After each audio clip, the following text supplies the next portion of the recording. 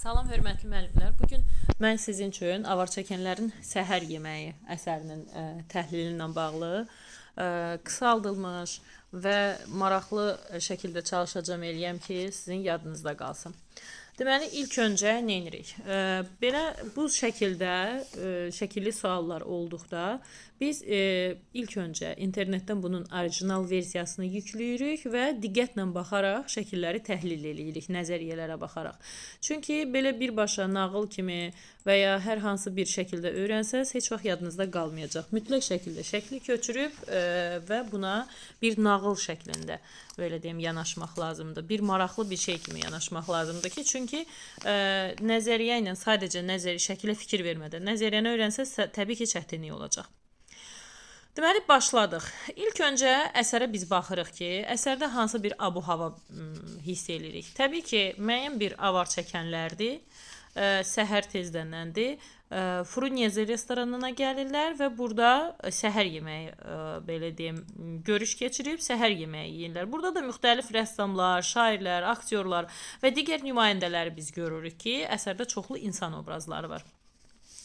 Deməli, biz keçən dəfə mən sizə video yükləyəndə yadınızdadırsa, Claude Monet'in Laləli Çəmənlik əsərini demişdim ki, hansı ki orada bir dənə ev var idi, ön və arxa hissəni əlaqələndirirdi. Burada da bizim birinci növbədə yadımızda saxlayacağımız hissə var ki, arxada bir dənə biz çox çətinliklə görünən bir çay görürük ki, yaşıllıqdır və yaşıllığın arasında arxada bir dənə çay görürük. Su görürük. Suyun üzərində biz görürük nəyi? Yelkən görürük. Deməli, yarpaqların arasında bir çay görürük. Çayda bir dənə qayıq görürük. Bax, fikir verin. Gündən qorunmaq üçün üst hissədə belə bir günlük görürük ki, günlükdə nədir? Gündən qoruyan bir, belə deyim, hissədir. Həmin hissədə biz burada çox çətinliklə, yaxınlaşdıranda zorla görünə biləcək bir dənə arxada qayıq görürük. Həmin bu qayıq günlüyün üstündən, günlüyün qırağı ilə qayığın özü kəsişir, gördüyünüz kimi. Həmin bu kəsişmə ön və arxa hissədə əlaqəni yaradır. Deməli, eyvanda, günlüyün kənarında, yəni günlükdür, yaşıllıqdır. Yaşıllığın arasında bir çay görürük, su görürük. Suyun üstündə bir dənə qayıqlar görürük. Qayıq günlüklə qayıq kəsişib, fikir versəz qayığın üstü, günlüyün üstü ilə kəsişib və bu kəsişmə ön və arxa hissənin əlaqəsini belə deyim yaradıbdır.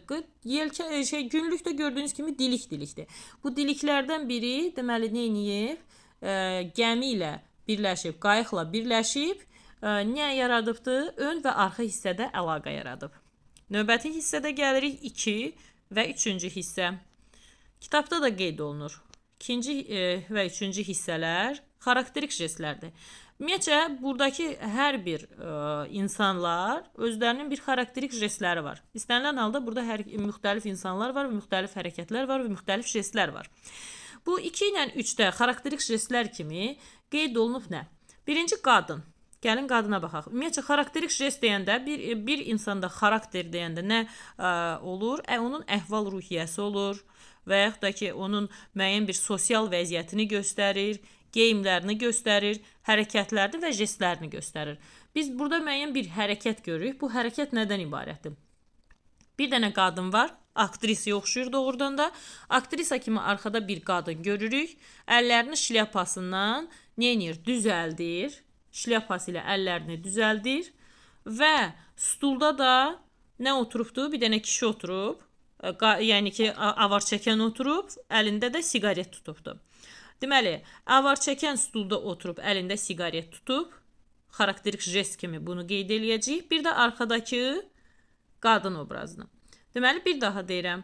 Biz ümumi bir görüş görürük. Bu görüşdə arxada yaşıllığın arasında bir çay, çayın üstündə qayıq görürük. Qayıq günlüklə qayıq birləşib ön və arxa hissəni əlaqələndirib. Dəftərinizdə bir tərəfdə çay, ön və arxanın əlaqələndirilməsi deyin.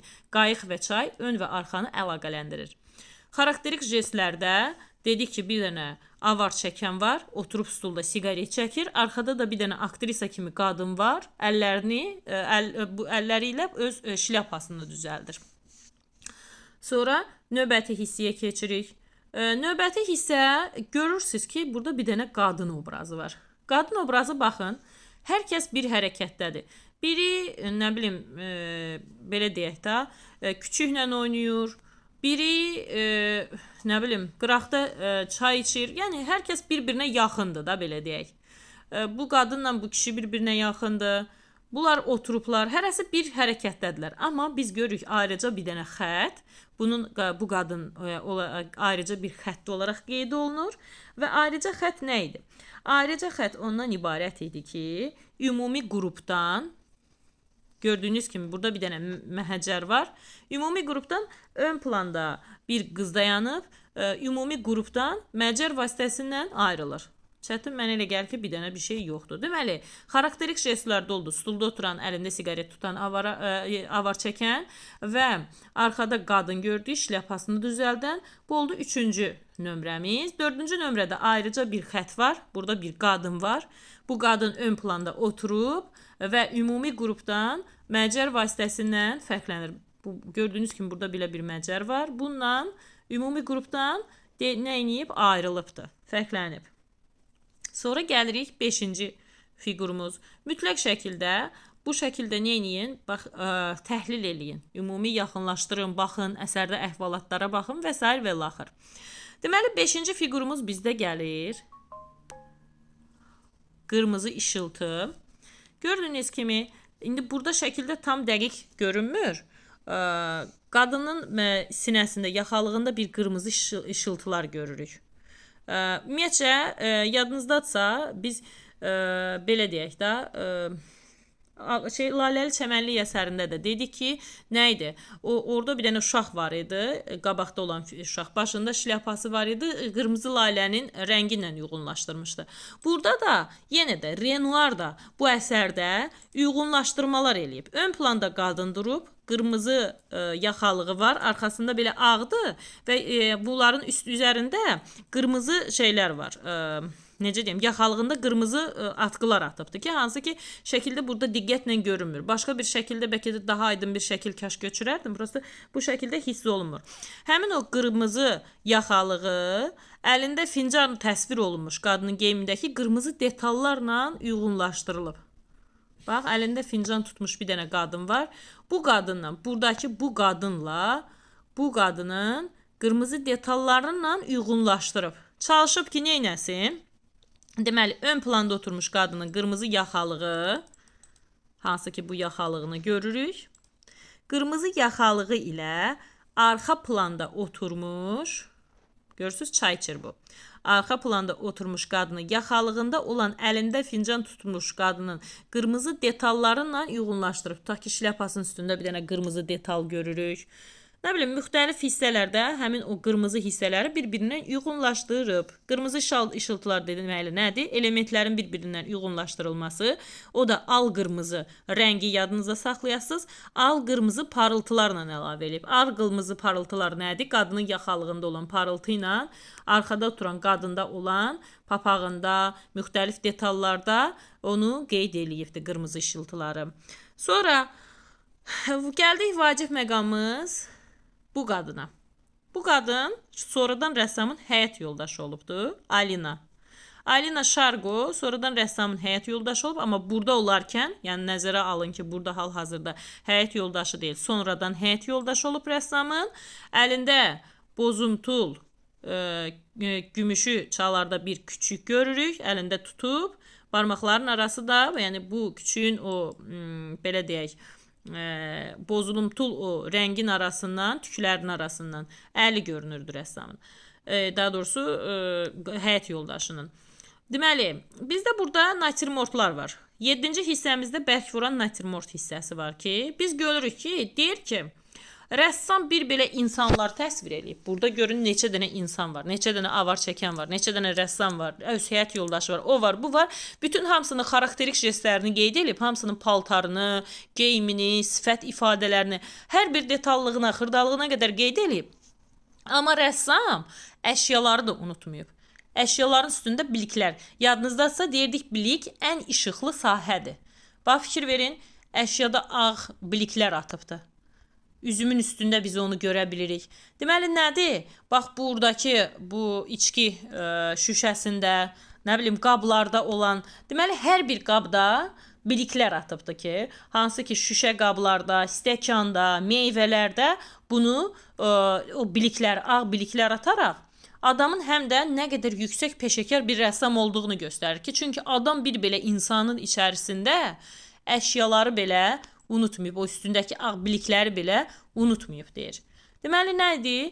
Bizim avar çəkənlərin səhər yeməyi əsəri bu şəkildə bitir təhlilləri. Yəni ki, çox rahatdır, çətin deyil, sadəcə olaraq ümumi əsərin şəkillərini köçürüb başa düşərək, yəni birinci növbədə istənilən bir şeyi oxuyuruqsa, başa düşərək, əsəri tam aydın şəkildə başa düşərək, ondan sonra biz nə isə kitabdan oxuya bilərik. Bəzi müəllimlərdə mən müşahidə eləmişəm, şəkilə baxmamış, əsərə baxmamış, təhlil eləməmiş, götürür birbaşa nəzəriyyəni oxumağa, əzbərləməyə çalışır. Nəzəriyyəni əzbərləməyə çalışsaq, biz heç vaxt aydın olmayacaq.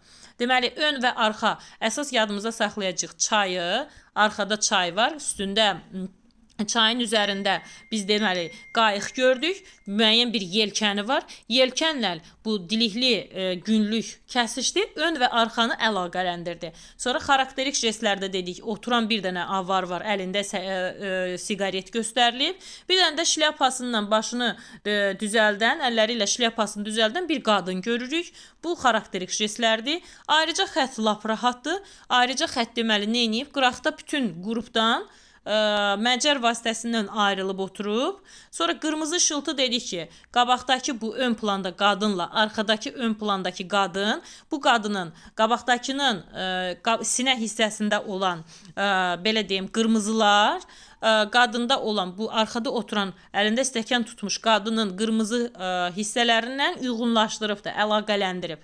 Və ondan sonra rəssamın həyat yoldaşı dedik var, əlində bir küçük var. Rəssamın həyat yoldaşının adını da yadınızda saxlayın. Bəzən adları dəyişdirmə olur.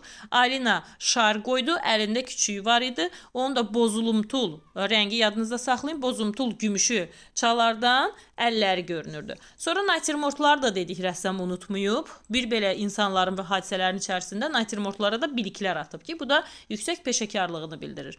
Bax, əsərimizin təhlili bu qədərdir.